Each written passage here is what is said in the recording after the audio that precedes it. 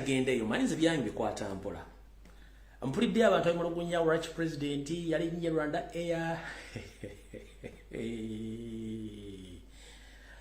kale omuntu buli badde bokwemulugunya leka bagambe totta kibenga tonna kikene nyandusu lwaki abatambuddeko mu bwengula nga mukozesa ennyonyi ezibira direct ennyonyi ezitambula obuterevu okujja Uganda ntono mukko si nnyingi nnyo ennyonyi ezisinga zeetolla ne zimala ne zigabira zinne waazo kati president ennyonyi yali nnye yabadde mutambuza gyamutadde South Africa ne mugaba ku Rwanda Air nga tejja mutuusa Uganda mufuna bulungi kampuni yenyu yamuleeta South Africa etasobola mugaba mutuusa Uganda yamuleeta South Africa ne mukwasa Rwanda Air nga ino muleeta wa Uganda kati ekizibu kikino intelligence yabadde efulumye nti Yoseri ne munne Pilato badde bayina enteekateeka esobola okuteeka ennyonyi ewansi Kyagulanyi n'afiiramu olw'ensonga nti ennyonyi ezitali zakuntuwaliza amawanga agasinga obungi tejja ntebe ng'ejjudde bwe banga erimu abasabaze nga 14,500 besitudde 3,000 oli muzituka zirimu abantu 8 abantu 10 kale abantu 10 kyangu nnyo okuteeka ennyonyi wansi kati ne bw'obanga oli mu ekizibu okifunangamu omukisa president okulinnya ennyonyi y'abana basajja yabadde blessing in the disguise nga tebasobola kuba nnyonyi yaabwe giteeka wansi baade basobola kuba nnyonyi yaabwe giteeka wansi ate nga already International Criminal Court across the world politician bakimanyi mukulu Pilato akolagana ne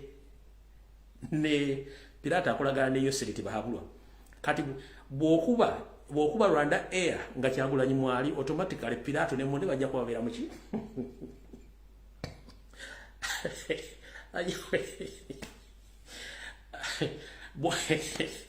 ennyonyi eri yajja president emuleeta South Africa yamugee tukutadde wano ne tugenda kukwatira ennyonyi tukuwe Rwanda Air kutuusewa ewawe muko president okay kati nga international community already ekimanyi nti Pilato akolagana nani ne Yoseri kati logic eri nti Yoseri ne Pilato baate basobola kuteeka nnyonyi ya Pilato wansi bona bane bajja bakwata lumu kati president yada ino jirinya nengo already intelligence yabadde agifunye basobola okubenya ekika ky'ennyonyi kyonna kyadagiramu okiteeka wansi naye nga tebasobola kuba nnyonyi ya Pilato abeera liikiridde oba yalidde bikino president yasinga okwagala obulamu talina kyeyalidde wadde okufuna akawero wadde okeeyisaako ku kintu kyonna talina kyeyalidde wabula ennyonyi yabaddeko abasajja ba operative ba state agency abasirikale abeera mu ngoye zabuli yefudde abasabaze babaddeko bangi nnyo almost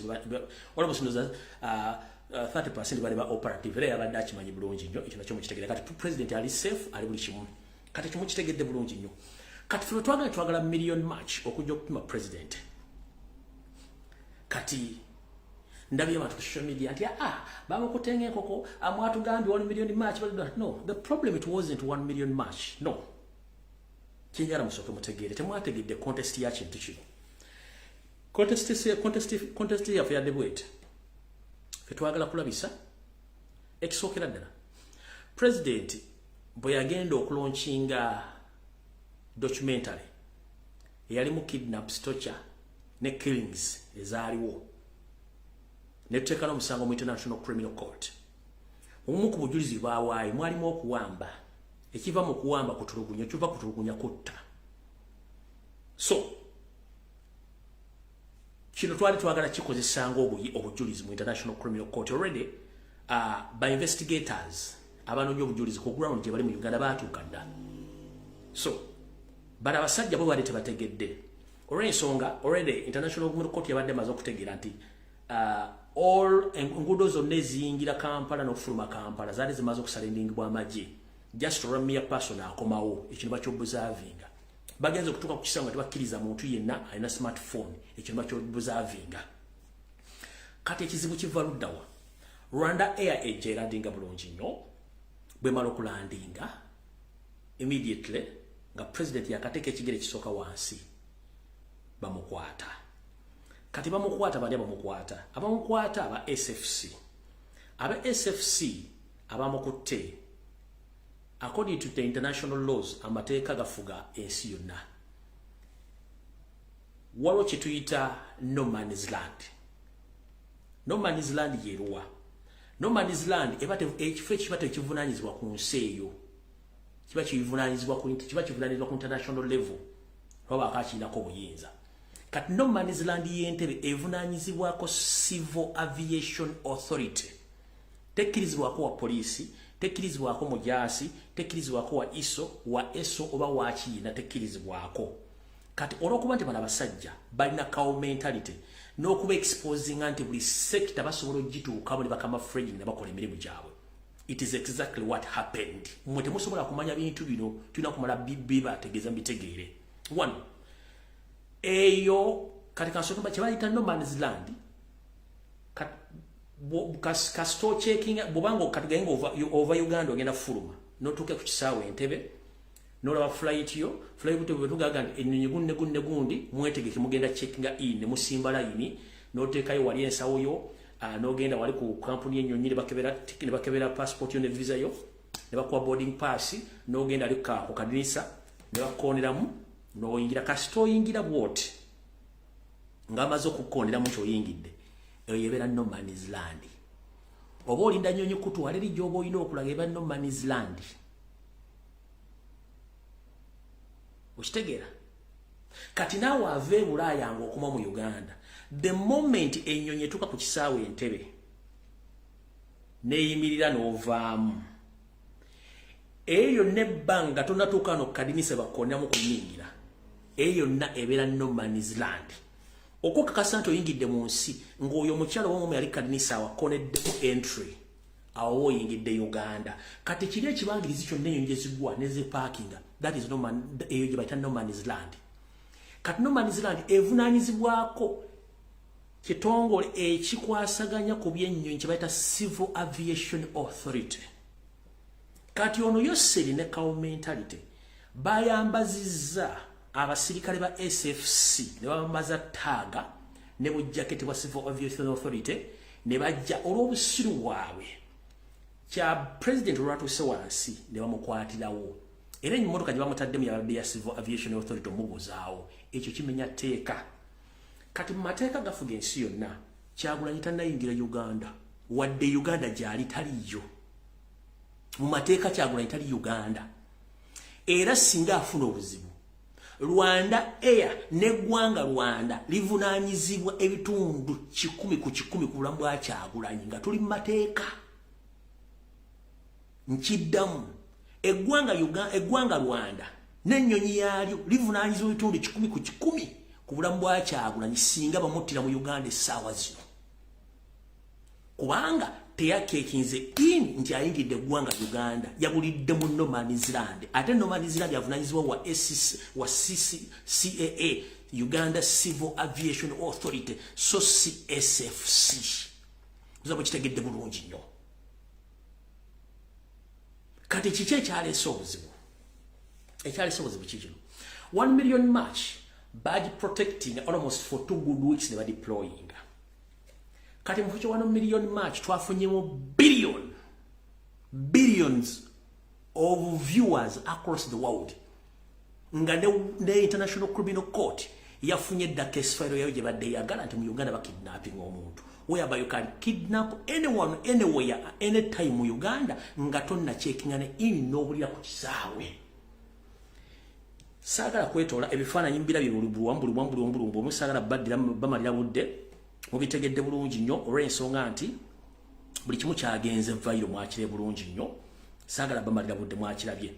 Kati ekyo kyonna bwebanga mwakirabye kiba kitegeeza kati kyekino wano kuba basinga bwe mwakalabye saagala kabadde muje kasanyira katambi ako katuteereddeko era still mwabirabye ebisinga ababadde lunaku olwokutaano abaali ennaku z'omwezi zaali nga 5 actually abaali alert nnyo katambi mwakalaba byaliwo ku international airport mukulutu yalinnya ebigere biwera 3-5 bamukwata jack mpaka mu motoka ya Civil Aviation Authority era yamujjawo. awo tewakkirizibwa omusirikale yadde n'ogu abasirikale bonna abasirikale kati kiribu ekiti format eriko bw'ova ku nnyonyi olina okgenda ku checking point kuba ku point of entry gye tuyita border ya Uganda webakoleramu stamp n'oyingira kati Kyagulanyi abamukutte bamukutte mu bumenyi bw'amateeka olw'ensonga tebavunaanyizibwa ku runway y'ekisawo ennyonyi weziparking civil aviation yevunaanyizibwawo so tebamukoneddemu entry era tannayingirako mu ggwanga Uganda wadde mumula nti gyali mu Uganda kati mutegeeze bano bonna babloga ba NRM bonna batamanyi mateeka nga tamu balina bula kitegeeza beetaaga okusomesa batemu bavuma beetaaga kusomesa Kyagulanyi ali mu Uganda nenga aliyo mu bumenyi bw'amateeka kuba teyayingidde era singa afe essaawa zino Rwanda ng'eggwanga livunaanyizibwa kati ate ekirala kyemudatanategeera eggwanga Uganda officially kigenze ku record mubadde mu promotinga tourism yafudde already information efulumye amawanga gasinga obunyiga bannansi baago temugenda Uganda ekyo tourism efudde kiwedde ekyokubiri Rwanda Air egudde akatale kyo kigisudde akatale nti kyangu nnyo nga tebannawaayo na manuscript abasaabaza bali ku nnyonyi okuba nti tebabatuusizza gye balina kulaga nga Kyagulanyi y'omu ku basaabaza bajjidde ku nnyonyi teyayingidde kati ali luddawa kitegeeza nti in a professional way since the incident happened Rwanda Air ku website yaabwe n'eggwanga lyabwe badde balina okuvaayo okwetonda oba okulaga obutali bumativu ku kintu ekyatuusewo lwaki tebannakikola ensonga yiino bannayuganda bangi abatamanyi byabufuzi n'abatamanyi history wa Uganda mbasaasira Uganda ggwanga ggagga nnyo era ng'omugenzi Idi Amin Dada yaleka eggwanga lirina ennyonyi ezisukka mu 27 plus ennyonyi ezo ziri luddawa ng'oggyeko gy'olaba wali ku liddo n'endala n'ennyonyi ezisinga obungi zaatundibwa nga n'ennyonyi ezimu eza Rwanda Air zeza Uganda Airlines era nga bakola omupango guno ba shareholders bali Yoseriti baabalo tabasira mutano wakale kyensere zina esanga bisibe ne mukulu munne Sam Kuteesa ne mukulu Paul Kagame obago tuyita mukulu Pirato so ennyonyi ezo zemulabe za Rwanda Air zezimu ku nnyonyi ezali eza Uganda Airlines kati yensonga the three shareholders can't make a mistake to apologize due to the cow mentality tebasobola kubanga that is their business in the professional way bandi badde bakoze da disclaimer oba apology but you never know somehow somewhere lately bayinza kikola ng'abawuli abaswadde naye kat right now Museveni Sam Kuteesa Paul Kagame they are the biggest shareholder of Rwanda Air ekyo mbadde temukimanyi ennyonyi zaffe eza Uganda Airlines zezikola Rwanda era nga ba biggest shareholder kuliko Sam Kuteesa Yoseriti bahabulwa ne Kagame nga batwala bima byemmwanira buli kimu yonna kati tebasobola abantu tebasobola immediately lwaguddewo enseri profession yabadde yina okuvayo nekola public apology or to explain what happened tebannakikola kubanga Sam Kuteesa Museveni ne Kagame bali omuntu wagu ne kampuni zaabwe zonna bazisharinga era ne Uganda Air mukimanyi si ya Uganda kyebatidde kimu kutira Kyagulanyi kuba nyonyi giteeka wansi kyekintu eki kati mwebuuza lwaki tebannakola public apology no kubanga abajiddeko ebitundu 3 ku buli kikumi babadde ba state operatives ndoza mutegedde bulungi nnyo so omuzannyo gwonna badde bagumanyi bulungi nnyo badde bagumanyi awo tuvuddewo kati ekyo kikulaga nti wasikowalinze the one way or the other wasikowalinze otya tutunowa akatambi kano kaluketonda ensi yonna kwalujjazira CNN bulungi nnyo kaako ke kakatambi omukulu kayogerako ako ke katambi kayogerako era ogenda okulajja kakomekereza kalimu documenta kayogerako wonna omukulu Derek yabadde steady nnyo honorable Derek ngaali steady nnyo ku kamera webali nnyo tukyalumbuye abantu bawa information eno n'okusomesako awo wonna pulezidenti omulonde nga bamukidinapinze ebintu biri so international biri ku CNN, Al Jazeera, BBC otegedde. So awo embeera bwetyo bwe yatambudde ku kisaawe, bwe yatambula bwetyo aliko abazibwa ennyaate.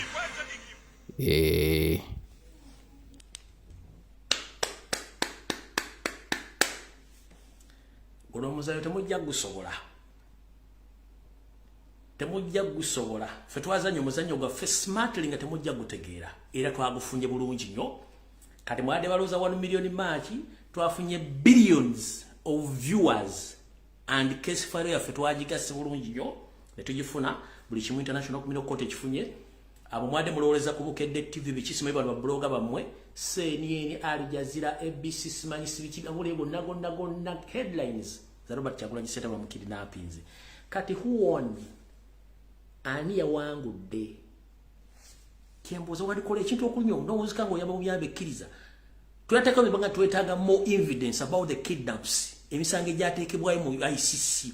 Bagamba baagala more evidence about the kidnaps and torture in Uganda. Kati ye nyini yatuuse kuye ku kisale wamujja kusanga tanakola check-in. Mba mwagala ki? Did we spend any kind of money in mobilizing? Tetwa spend is even a single coin to get what we wanted.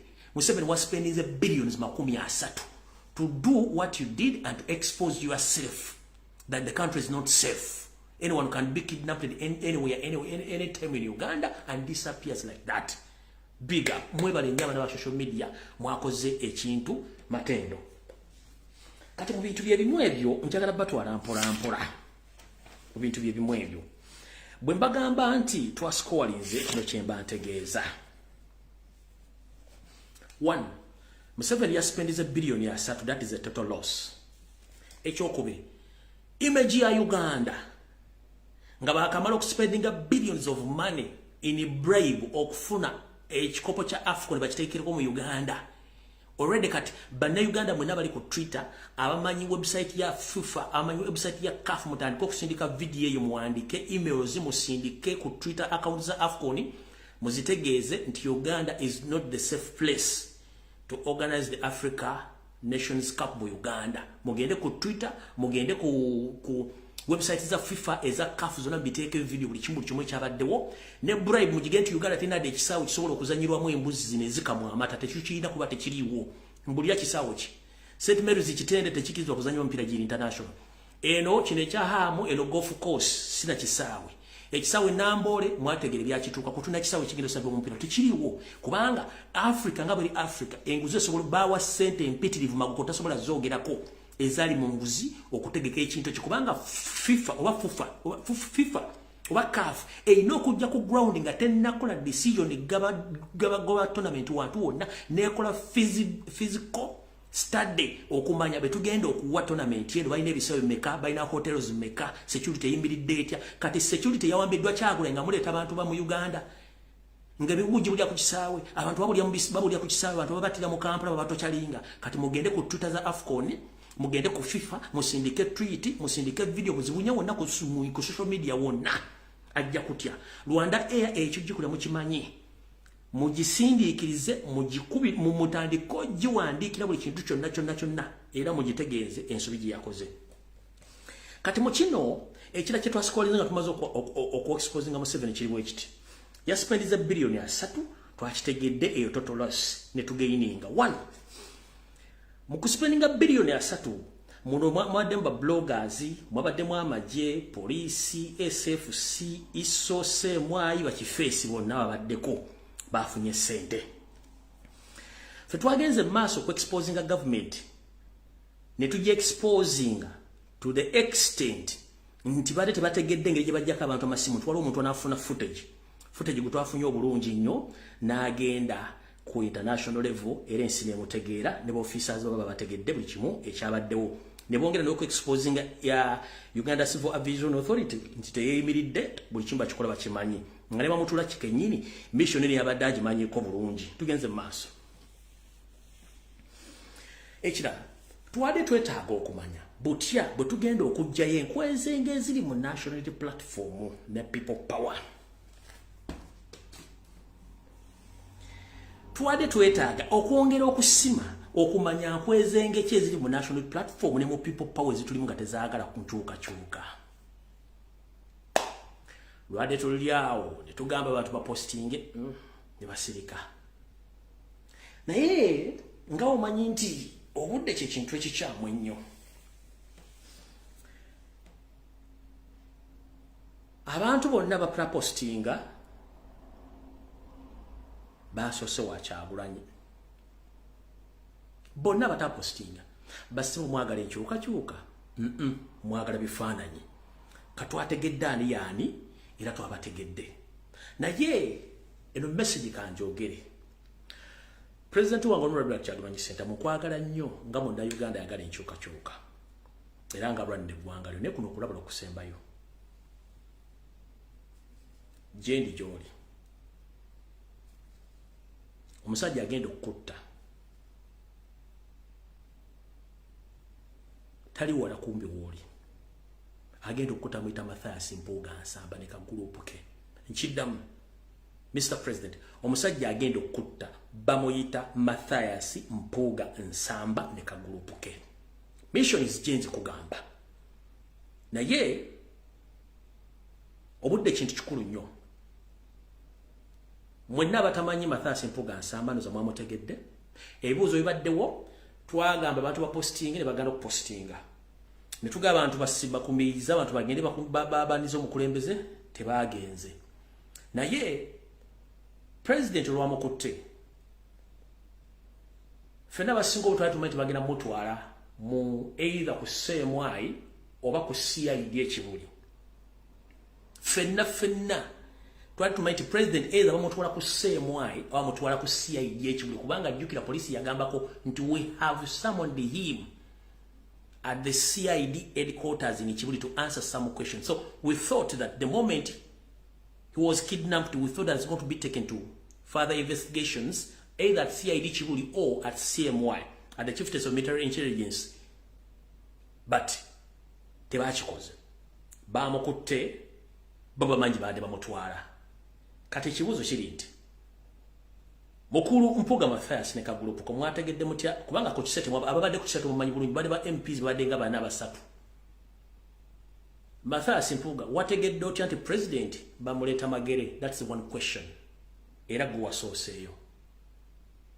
Kye kisookera wategedde otya nti ajja magere? Naye nga ate ku kisaawe tewagenzeeyo era tewakunga bantu gendayo kumunona kiki ekyakutanodde okgende wa Kyagulanyi nga Kyagulanyi yabadde naffe tetumanyi wagyali gye bamutwala gwe wategedde otya ne bamuleta waka. Kye kisookera dda mu kibuuzo ekisooka. Ekyokubiri, omwami ono before nga President annatuuka ngera kuzo mwezi 4 yasinkana Yosere bamuwa ensimbi bamuwa sente okuba nti bagezaako okuzibiikiriza n'okuzibiikiriza obutakola bintu ebyo era nga abantu abagabana sente ezo kuliko abantu bano wammanga. Mpuuga yennyini kuliko omukyala Joyce Baagala, Sseggona akali amaggwa, Muwanga Kivumbi ne abantu bali bana. Kuliko Mpuuga Mathias, kuliko Joyce Baagala, Sseggona Lubega akali amaggwa ne Muwanga Kivumbi n'abalala. Sente baazifuna. Mr. President, do you hear that? Ekyo kiwulidde bulungi nnyo. Sente baazifuna. Kuba tukyagenda mu maaso video akatandika butandisi. Nga baafuna sente ez'okusabotaginga country tour gye walimu okwetola ebitundu ebire bya Uganda. Baafuna sente okusabotaginga n'obutaparticipating in the first campaign trail yasookawo tebaparticipate kuba baafuna sente. Kati bulijjo mbagamba nti Mpuuga bamuteekawo to complex ba MP ba councillors n'abantu abalina okusobola okugamba abantu tisituke. Mwenna mwalabye video kubanga situna budde bwa video lwensonga tulina important information gye twagala okukola. Wabula ekifaananyi kino let me see oba nakikutte bulungi nnyo kyenjagala okubalaga wano. Kino ekifaananyi kino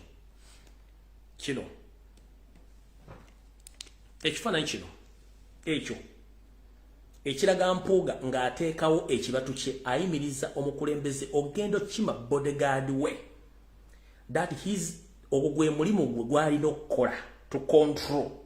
Era yabera meeting aga I will control. So, Mr. President, let me inform you, if no one is going to tell you this, Mpuuga and his group, when they sit in their meeting after or when they meet Museveni and his family, they easily tell him that for us our work is to control but Kyagulanyi Ssentamu and the entire NUP. So kino kyabadde akola yalandi yadde akola control. Yensonga yasaddewo okuteekako galubindi zino okutasobola kulaga facial expression ye. Mpuuga bw'oba tolina commission yakutta Kyagulanyi kubucontrollinga. Mu mateeka mpozi oli oyo omupya toteekeddwa kuwa order yonna nga toli mu premises zone wammanga one nga toli mu office yo ey'obwaluupu obanga oteekeddwa okuba nga bateeka nga ogawa mu office yo ey'obwaluupu ng'oli mu parliament obanga oli mu makaago so si ku private property ng'eya Robert Kyagulanyi Ssentamu. That was a mistake. Kyagulanyi is the proprietor of that land and the house and premises. So it was unprofessional. Ekyako exposing to stop Robert Kyagulanyi Ssentamu nga ali ku property ye ku premises ze nga running rights za chaliwo bakolegadiwe n'omugamba togendayo please okujjako nga bantu mulina maaso ono guy musota Robert Kyagulanyi Ssentamu akatwa oba essasa erigenda okutta yoyo omusajja kuba mission agirina. It was a mistake gye wakoze to stop a person on his premises. It is impossible. Mission is to complex and to control. So mukulu wa Robert Kyagulanyi Ssentamu president bo yagala ku controllinga ngo musajja mission kuba yabadde agaba community akola. So kombuuzemu otuvuddewo. Ba MP bonna 56 mwavuddewa nga ku kisawo temwabaddeyo. Muli masuuti tuli mu lutalo muli masuuti ka video kaluwa saagala kazanya just njala balaga bulazi wano kakano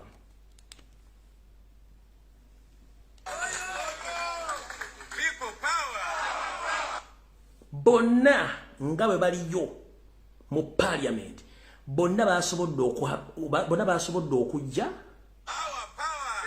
nebabuuze abagamba people power ku kisemu adderuddawa era ani kumwe ya postinga kuliko abantu nga basatu ba postinga mwajjewa guts ne balls ezisobola okugamba nti mugenze maka ga Kyagulanyi mwambadde amasuuti nga ate twadde mu lutalo mwe temulowooza nti Kyagulanyi abateegera lwakuba nti abasiriikiridde kale bambi mweyambudde ne musigala bute ne musigala buswa kati nno luutu gye tuddako kukola katugenda kusabula buli kintu tetwagala kumanya kati tetugenda kuddamu kubasangisa yensonga lwaki mmwe twabategedde era tubamanyi bulungi nnyo mwagala kamera okulaga mukama mmwe nti mukontrolinga kino lwaki temwakitaddewo ne mutandika okugenda ne mutandika okulumba Rwanda Air ne mulumba Civil Aviation Authority ne muteekawo akavuyo ku kisaawe nti omuntu yajjidde ku kisaawe ku Kunyonyi kuno ali luddawo kale let's say Kyagulanyi bamuwambye agenze ajjidde ku Rwanda Air. Rwanda Air eina office mu Kampala. Rwanda Air eina office ku kisaawe Entebbe. Mwenna 5 ba mu 6 lwaki temwasigadde ku kisaawe mwaki temwagenda ku kisaawe mbuuza omuntu waffe ali luddawa. Nobody mwavuze mugenda magere as if you knew the mission. Ate nga bwe nadde ekimenti mu kimekuwa ku Lwokusatu bagamba information nagibaga nti bagenda mukwata bamuteeke mu mmotoka bamutwale magere bwe nakibagamba era bwe kyabadde. Naye bagamba ngeri okangendo tujja ntulebe sesera bezenkanira emyoyo naye rena kuzombe ziri 6 omwezi ogw'okumi mwaka 2023 Robert Kyagulanyi Ssentamu muzzukulu wa Kairaga ajule emugulu musingo abantu abagenda okutta bali aba asooka mukuwadde Mpuuga Masayasi okubiri omumanyi era ali kumpi naawe naye nze neewa obudde kanewe mpaka Desemba kanewe mpaka n'omwezi ogujja oba newe Desemba ekinene nnyo bw'oba tokyusizza mu management yo kyonna ekikutukako tewejjusa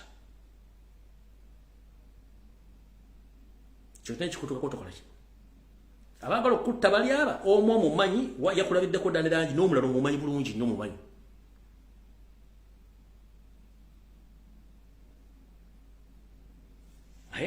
byange bwente bibagala tugenda kulwawa Kati bulijjo tubagamba nti Uganda controllingibwa era etwaliddwa abasajja akabinja ka Museveni ak'Abanyarwanda nga muwakana. Deployment yonna yakoleddwa okwetooloola Kampala mukono wa Kiso. Ba top commanders bonna babadde Banyarwanda. Ate nga n'abamu bali tebamanyi Uganda, tebamanyi Luzungu, bamanyi Lunyarwanda. Naye muganyo kitegeera. Nebo ba indigenous abali mu magye bakimanyi n'abali mu police. Temusobola kitemujja kitegeera mpola kati omukyala Bobi Tungo yanyambyeko ekintu kimu to prove nti bulijjo mbagamba nti amagye gonna police ejjudde Banyarwanda. Yatuyambye ati okumanya ekintu kino. Kwe kuba nti omusajja yadde yeefudde n'ampulira zibi nga yeefudde tamanyi Luganda tamanyi Luzungu. Bobi yasomye erinnya n'ayogera naye mu Lunyarwanda n'alyoka ategeera kye yabadde amugamba. To prove you nti eggwanga abasajja bali tutte muli ku Kyagulanyi muvuma abasajja eggwanga bali tutte. Wulira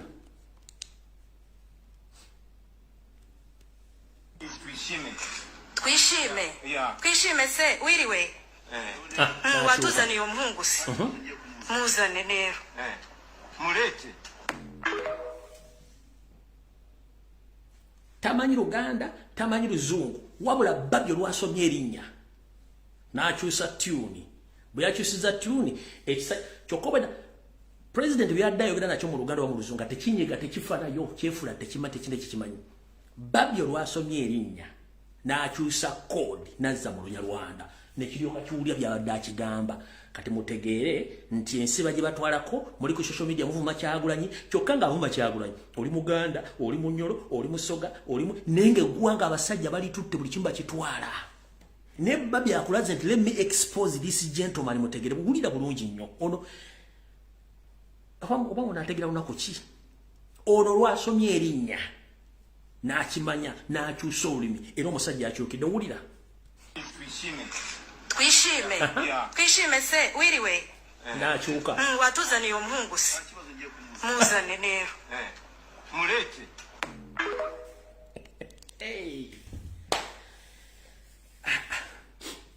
yensonga lwaki nze bwe bakotte president saavudde okukola video emisana natudde bulungi nenga buli kimu nakyogera ku Lwokusatu nze nkyogera what is going to happen nenga nzija netegereza incidents ezabadde wuuzifu ki ekitambula netegereza video zonna netegereza nendala bulungi nnyo netandika okukola nalisenga okay may God bless Uganda mugira mwebaka.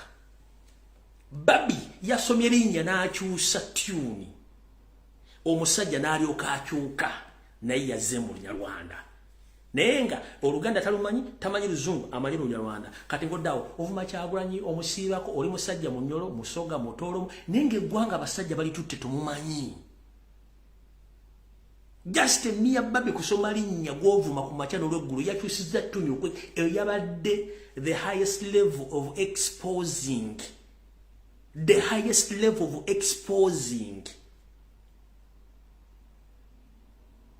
the impunity and impersonation omuntu ali uniform ya Uganda nenga Munyarwanda tamanyi na Luganda tamanyi wadde Oluzungu. Oli ku Kyagulanyi ovuma omulemeddeko nenga eggwanga balitwala.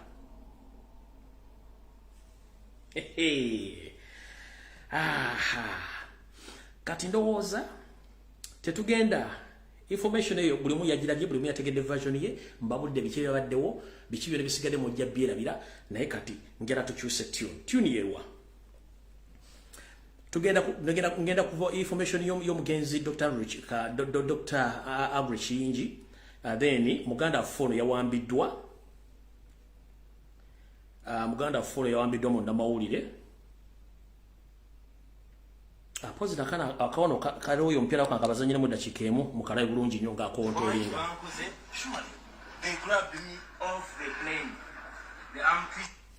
President yambuziza omanyi kye bankoze gwagamba nti nganda kukima omusajja omanyi kye bankoze niriyo kagamba surely kubanga tomanyi.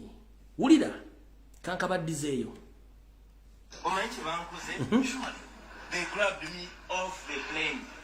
The arm twisted me and then let's get out of my home. Get out. I'm waiting for you. Awo toyina kuweerawo order n'emu kuba it's not your premises. Mpuga weyambudde to maximum. Tostekeddwa kuwa order ku property eteriyo.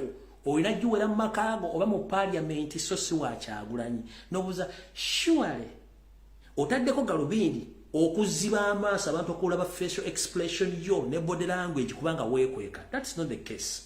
Katugende ku nsonga enkulu. Ensonga enkulu Muganda Fono yakwatiddwa yawambiddwa ye aluwa ye